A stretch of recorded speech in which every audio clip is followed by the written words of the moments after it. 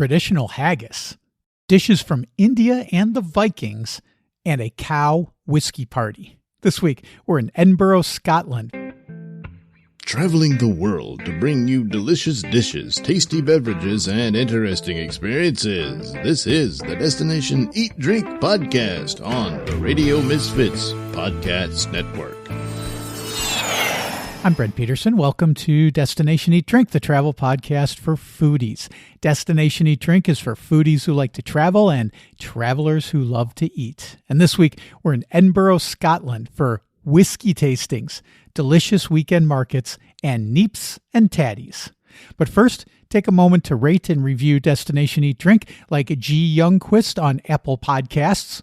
G said, when I first learned about the podcast, I began listening to recent episodes. Sometimes I jumped to earlier episodes to see what Brent and guests would have to say on particular places for trip planning.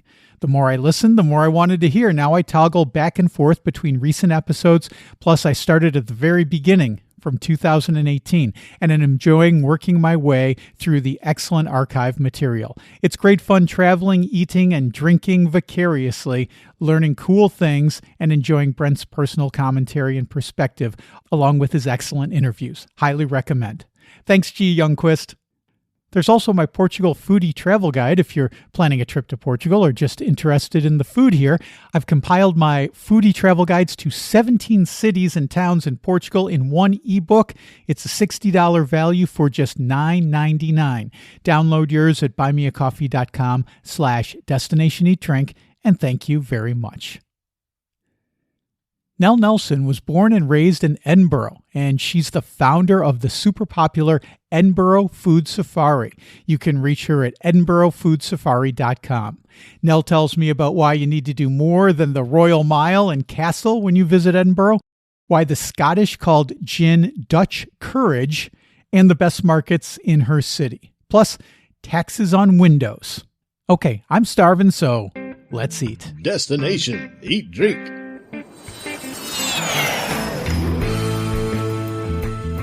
Nell Nelson from Edinburgh Food Safari. Welcome to Destination Eat Drink. Can't wait to talk to you about one of the most popular places in Europe, Edinburgh, Scotland. Oh, thank you. Looking forward to talking to you too. You know, Edinburgh is such a popular place to go, and I've lived in places that are big tourist attractions, Newport, Rhode Island, Honolulu, Hawaii, and now outside of Lisbon, Portugal. And, you know, people always say, oh, it must be so fantastic to live there. And it is, it's great. But living in a place and visiting a place are such two wildly different things. Do you have any thoughts on this idea of, a vacation versus a life in a popular tourist place like Edinburgh? Well, I suppose obviously tourists come, but I was born in Edinburgh. I grew up here, so I just see it as home. Obviously, the first thing perhaps you think of as Edinburgh is the castle, which is a medieval bit of Edinburgh. So Edinburgh grew up around the castle. That's the medieval bit of Edinburgh. But not many people actually live there now. You think you're living in a very small, cramped, medieval little kind of apartment up 13 stories. So I live in the new town of Edinburgh. And when I say new, it was built 200 years ago, but we still were not very imaginative with names. We still call it the new town. So the new town is, I think, very beautiful. It's Georgian, as in George III. So in an American perspective, when we were building the new town, you were throwing tea overboard. So it's that kind of period. So it's beautiful wide streets. It's a UNESCO World Heritage Site. So I choose to live in the new town, which is pretty central by today's standards. But when it was built in the 18th century, it was revolutionary to build a whole new town. So it's actually built on a grid system, very much like some of the American cities. So I live there and I run my food walking tours in the Georgian New Town, and also I do my cooking classes also in the Georgian New Town. What made you want to start the food company? Well, first of all, how did you decide on naming it? Because, you know, as you can imagine, Nell, I talk to a lot of people who do food tours and different kind of tours, and yours is called Edinburgh Food Safari. And outside of Africa, I don't know that the word safari is often used. How'd you decide upon that? Because as you say, there are so many food tours. So I could call it Edinburgh food tour, but I just I don't regret it, but it makes it slightly different. So safari actually comes from the Arabic to journey. So it's a food journey. And then my tagline is, we do the hunting, you do the eating. So it kind of works. And then I downloaded off clip art a paw print. So I thought it was like a tiger print, but people assume it's a dog print and think I have something to do with dogs. So perhaps in retrospect, and then also when I first started out, I wore a safari suit because I think it's quite good for you to be able to recognize your guide. So I had a safari suit, no pith helmet, just a safari jacket with leopard skin and gold epaulets with Edinburgh Food Safari written on it. So it was just to try and make myself distinct and hopefully memorable, but it means really a journey. You know, you mentioned that you live in the Georgian Newtown and that, a lot of people, when they come to Edinburgh, they spend their time in the medieval part of the town where the castle is and all of that stuff.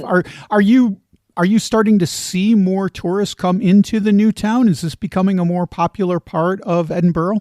Well, I hope so. And I think the Scottish Tourist Board are keen just to spread tourists around because there's very valid point. You should go and see the medieval bit. But also, there's also Edinburgh, like all cities, there's more parts. So it's definitely worth seeing the castle, the Royal Mile, Holyrood Palace, but also the new town was built as a result of the old town being so overcrowded. So it's interesting to see the new town, which is a UNESCO World Heritage Site, as well as the old town, and also Leith the Port is interesting. And where Edinburgh's so small, I'm sure by American standards, so it's tiny. So you could walk down to Leith and see the port. So I think it's like all cities, you should see, it's quite nice to go, obviously, nice to the touristy bits because they're obviously very popular, but quite fun. So I kind of say my tours are a bit off the beaten track. So I take you to where locals go, and to where locals eat, and you tend to get better quality food. I like it. This is something that I preach about Lisbon as well. I do.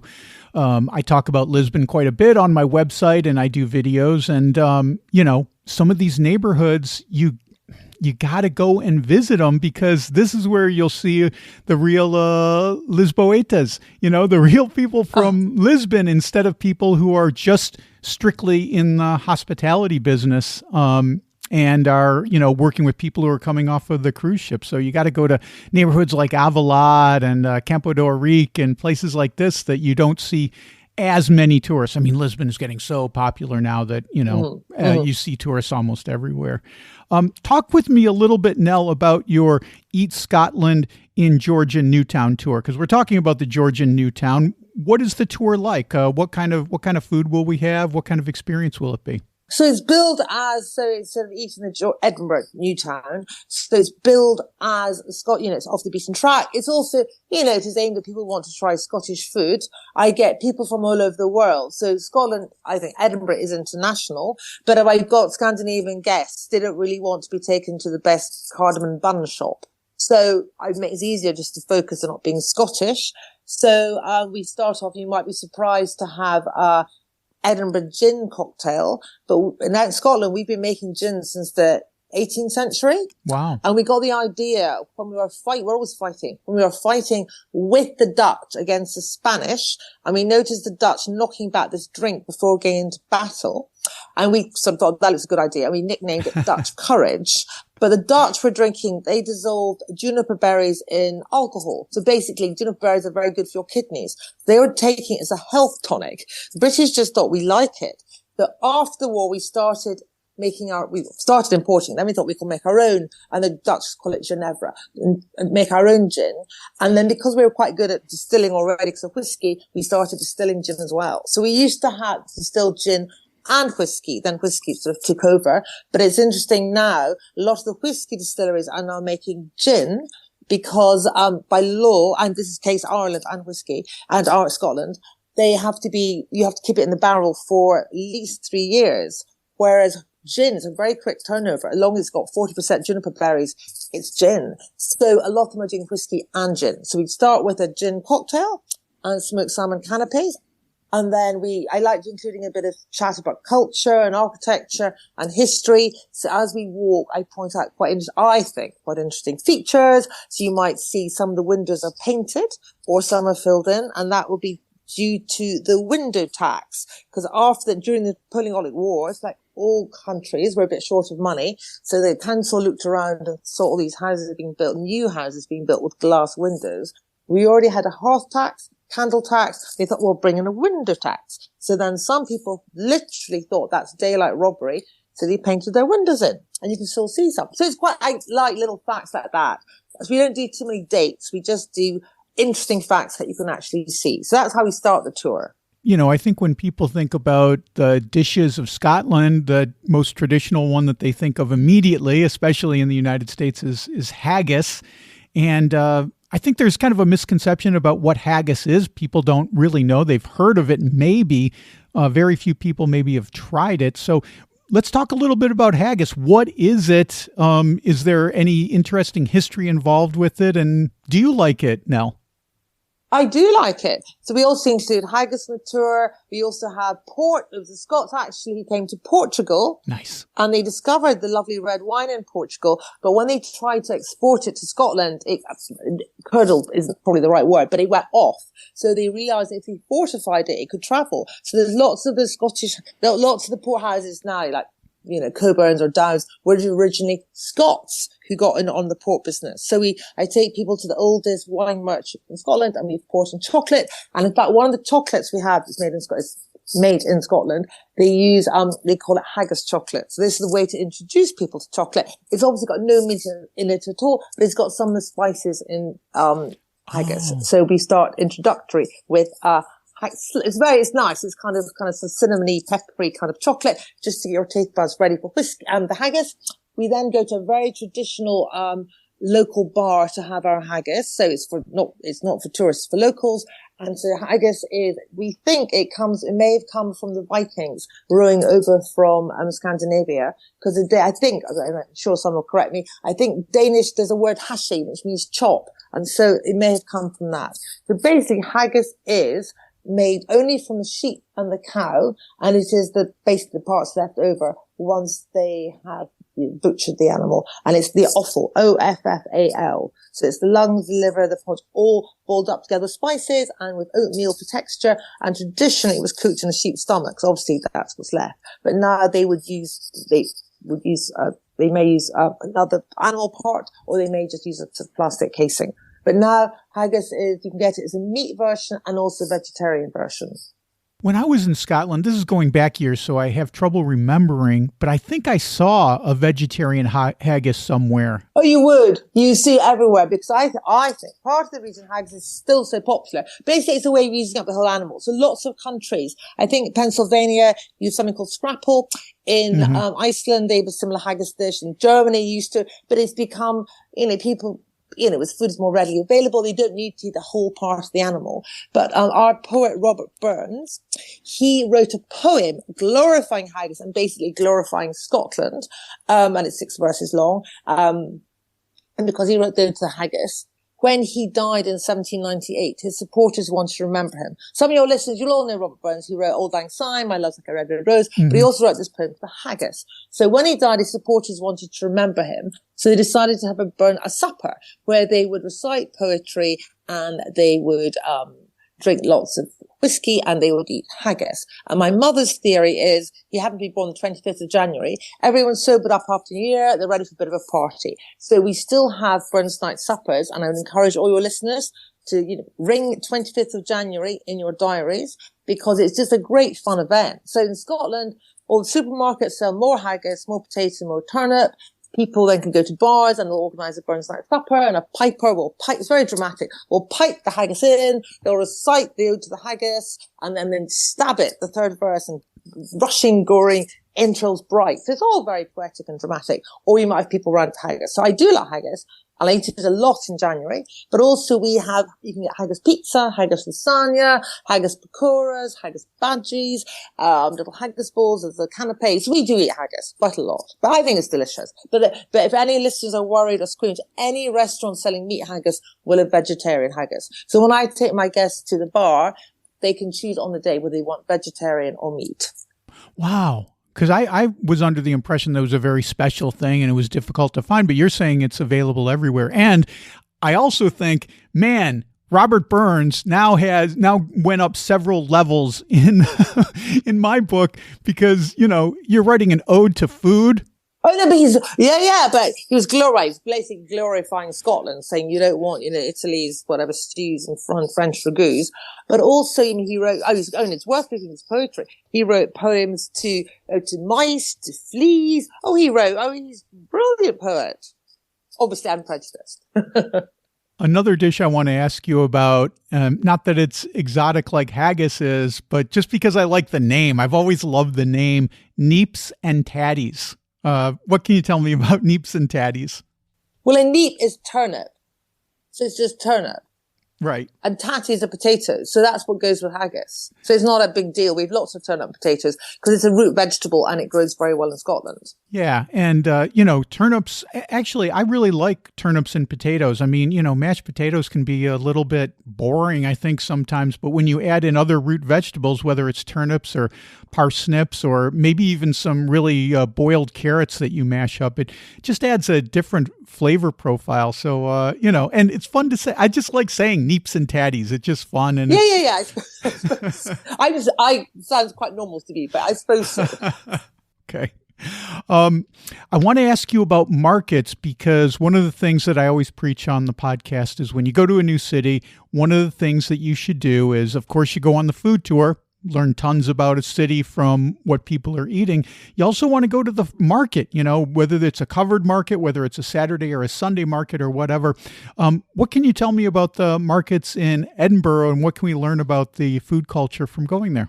Well, you can obviously see what grows. So bearing in mind, Scotland's quite a cold country. I get many American guests and we make Cullen skink and we put lemon juice slightly in the Cullen skink.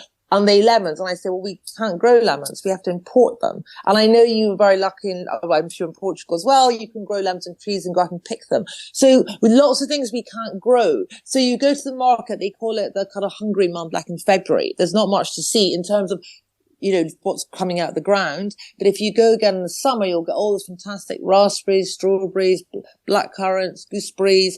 But it's a good way to see what is seasonal and what's local in the markets. So on my Saturday food safari, we go to Leith and we go to a market there. And then we, also on Sunday, we go to a really nice little market in Stockbridge and we meet the people who kind of sponsor it, and they have a really interesting cheese from Caithness, which is right at the very top of Scotland, and there's only one man in the country who's doing it. He's smoking it. So he smokes salmon, and he also does smokehouse, and he smokes butter, which is amazing put into sort of omelettes or scrambled eggs. And it's quite a knack. So obviously butter melts, so it's quite a knack. So, then also he's got, they do seaweed, you can buy seaweed chutneys, and they've got local salt. So again, it's quite nice to actually meet the people and hear more about it. So that's a popular stall I take my guests to on Sundays. Did I hear you say seaweed chutney, Nell? Yes, you did. Oh my God. And he makes a very nice, it's all kind of correctly gathered, and he's got a little sweet one and he's got a savoury one, and then you can buy it and we have it tried with cheese and bread. But it's just nice for people to try. They obviously don't have, I pay for it all, so they don't have they don't have to buy it if they don't like it. But it's a nice opportunity to try. So we're not only getting fresh produce, and that's great if you happen to be in an Airbnb where you're self-catering, but also it sounds like there's prepared foods as well. Are there any other prepared foods that we should be on the lookout for when we go to one of these markets, whether it's the Leith market or the Stockbridge market? And there's lots of, because we obviously like international food, there's the great queues for paella, but they're not using Scottish fish. There's lots of, there's pies. There's, lots of things you can buy, take away. There's chocolates, there's teas and coffees. So yeah, there's a whole variety of, things to buy, but are quite fun. When I was researching to talk to you, Nell, I ran across a dish that came from India called kedgeree, I think is the... Okay. Well, actually, I shouldn't be correcting you because we call it kedgeree, but actually in India, they call it kachari. I had an Indian guest who came on my food tour, and we had kedgeree on my Leith food tour, and it's actually a dish that originated in India. So when the British were in India, during the 19th century, the Scottish regiments, they got a taste for this kachari, which is a spiced lentil and rice dish. So they brought it back to Scotland, and then smoked haddock is our default fish. So we added smoked haddock to this, to the curried rice and lentil dish, and that's kedgeree. And added a boiled egg on top. So the kedgeree, the curried rice, when it came over, it didn't have the smoked haddock, because that wouldn't make sense. I don't think smoked haddock is a thing in India, but it comes to Scotland and you guys are like, yeah, we're putting smoked haddock on this. Yeah, what's our default protein? So that's a kedgeree then became still is very popular. And, I don't know if you've watched series like Downton Abbey, it then became part of what people would have in their country houses for breakfast. So you imagine you come down to breakfast and it'd be in a big silver chafing dish and you'd help yourself to it. So I love kedgeree. And you also mentioned the salmon. So I guess, seafood, extremely popular. It's not all, sheep's offal and stuff like that with the haggis. You guys are eating a lot of seafood, it sounds like. Well, we're quite a small country. So we've got a lot of water. So it doesn't take very far to get near water, whether it's from a river or it's from a sea. So yeah, seafood is very readily available. We've got really good fishmongers. So yeah, I suppose that is our, it's a night. Yeah, and it's fun to try. There's lots of different fishes, and some are smoked, and lots of very good seafood. Let's change topics quickly and talk about whiskey, which you mentioned a little bit. You said it has to be aged for 3 years in barrels and whatnot. I'm seeing a lot of people interested in what's called whiskey tourism. They're going around and they're going to many different distilleries and trying different kinds of whiskeys, maybe stuff they can't find in their home country. And are you guys seeing a rise in this kind of whiskey experience type travel in Scotland? I mean, I'm sure there is. And I personally, we include whiskey on my tour. And I'm very happy to recommend some, there's quite fun ways of learning more about it. But I think it's trying to the current sort of whiskey experiences to make it more fun and more accessible to everyone. So, you don't have, you can make it very sort of complicated and give it lots of fancy names for describing it, like all, like school bags and all leathers, but also you can, whiskey cocktails are also a very nice way to drink whiskey. And whiskey, actually, the cocktails started off in the States, because during the Prohibition, obviously you weren't meant to be drinking alcohol, so they found a way of being able to import it. So some of the whiskies, perhaps the ones from the islands Islay whiskies can be quite peaty, quite iodine, because that's just the way they're made. So they'd export these Islay whiskies, Islay, and they'd call them medicinal, because he smelled of iodine, tasted of iodine. So that's the way they got the whiskey into America. But then, they're not to everyone's taste. So then they started making whiskey cocktails so more people could enjoy them. Like, your whiskey ones, that lovely one. I love the mint julep, with the mint and the whiskey. And then of course you added bourbon. But so whiskey there's lots of fun ways to try whiskey in Scotland. I think people are familiar that they hear they hear these terms Scotch whiskey and Irish whiskey, and I think Americans incorrectly use them interchangeably, and they're not the same thing. Could you maybe clear up what the difference is between Scotch whiskey and Irish whiskey? So the major difference is one's made in Scotland and one's made in Ireland. Sure. So, that's it. But also there, some can be, I think the Irish one, some of the barley can be unmalted or malted. And I think in Scotland it has to be malted.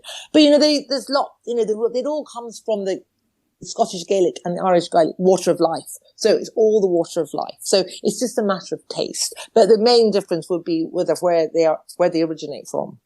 If someone's coming to Edinburgh and they're going to enjoy your tour, but then afterwards they want to enjoy maybe some whiskey in a pub in Edinburgh or elsewhere nearby in Scotland, do you have a place where you like to go where you say, you know what, you're going to have a great whiskey experience here. You're maybe going to meet some locals. What do you think about that? But then we leave them in quite a fun bar in Stockbridge, where so I think it's quite nice to try whiskey and food. So I get an Isle of Mull cheddar from a local cheese shop. So this is a cheddar made on the island of Mull, and it's been matured for 18 months. So it's got that nice kind of umami sort of flavor. And what I like the story is the cows of the Tobermory whiskey distillery are fed on a mash from the whiskey distillery, use the byproduct of malting the barley. They've already got a bit of whiskey in the cheese already, and then I serve it with a whiskey from Islay, which is the little island just south of Mull, or north of Mull, can't remember which, but anyway, very near Mull. And it's called Bowmore. So it's not too Ardenia peaty, but again, it's got nice smoky flavors in it. It's been matured in sherry barrels. So it's quite nice, I think, to whiskey with food. So I take them to this very nice traditional bar, and the owner just doesn't there's only plays vinyl, and it's only rock and roll or jazz. So it's just quite a fun bar. But any bar in Scotland will have a huge variety of whiskies, and they'll be happy to tell you about them, and the prices will range. You can start off with a basic you could just get a blend, or you could get a single malt, or you could move up, or you could flavor. You could try, some of them will do whiskey little tastings. You could get 3 and then compare it. So yeah, it's whiskey, much like haggis, is very accessible in Scotland. I love this idea of the cheese and the whiskey mash being used sort of as an ingredient, to close the food loop. Yes, it's really nutritious. The cows love it because it's slightly alcoholic. So they're having a great time on Mull. So, and then it's just really good. Well, the whiskey is great. The cheese is great. It all kind of works together. That's wonderful. Now, you also do cooking classes in your house, actually. Brave you. Tell me about that experience. What's it like? What are we going to make and what are we going to eat when we do a class at your house now? So I think cooking classes in the home are becoming more popular. I've done several. Actually, I did one in Lisbon, and it wasn't actually in someone's house, but we learned to make, a shortcut way to make this fantastic pastel de nata, which is a great souvenir to take away. And I've done one in Finland, and we learned to make, I love those buns, those cardamom buns. So it's a Scottish one. So we make, Cullen skink, which is a very traditional soup. Now, any listeners from the South of America, skink isn't a lizard. It's just an old word for soup. And Cullen is the name of a little town. So we make Cullen skink, which made with the smoked haddock, which I get from the local fishmonger, which he smokes himself. And we have with leeks, cream, potato, and lemon juice. And the guests make that. And they also make Scottish shortbread. And then they can cut it in little shapes. So they can make it into a Highland cow, or they can make it into a Scotty dog. And then we have haggis, but I don't make haggis. Nobody makes haggis. I used to live above a butcher, and my neighbours would be furious if I started boiling up offal. So I get it from a very good supplier. We have haggis, and then they have a little whiskey to go with the haggis. And also we start with gin and tonic and homemade cheese oat cakes. Then they finish with their own homemade shortbread, still warm from the oven, the tea or coffee, and there's enough shortbread for them to take away as a goodie bag. So I just got a message from some guests yesterday who came to the tour, and they're on the train to Inverness eating their homemade shortbread. Beautiful. Oh, yeah. Perfect trip. Before I let you go, Nell, you kind of focus on these off the beaten path places that you take people on your tour, but maybe you could give us a recommendation for another off the beaten path place where we should go. I remember when we were in Scotland years ago, we took an afternoon and just kicked back at Portobello Beach. And, who knew there are beaches in Scotland, but, you're right on the water. And, it was fun. We got a coffee and we just, laid back on the benches and watched the folks walking their dogs. And it was wonderful. And I didn't see another tourist in sight. Now, it wasn't high season. I imagine that a lot of tourists come in the summer. But I was wondering what you would think about some off the beaten path places that people should maybe think about other than Edinburgh Castle when they come visit. I mean, the whole lot. There's so many. So you could go all over Edinburgh. You could go out to Cromond. You could go across to North Queensferry. You could go to, I grew up in a town called North Berwick, which is 20 miles by train. You could do little day trips. So, there's so many, but you should definitely, obviously the castle is, it's iconic. It's a wonderful thing to see. But there's just not just wonder it's a very walkable city. So I would suggest people pack their walking shoes and, you can't get lost. You can see the castle. But, you can walk down to Watervliet. There's lots of nice things to do, and it's very much walkable. I think many people come and they only have 2 days in Edinburgh. They don't have very long. But if you gave us a bit more time, there's fantastic museums. It doesn't rain as much on the East Coast as the West. So, if there was a rainy day, you've got those fantastic art galleries, there's museums, there's theatres. There's a lot to do. Well, Nell Nelson from Edinburgh Food Safari.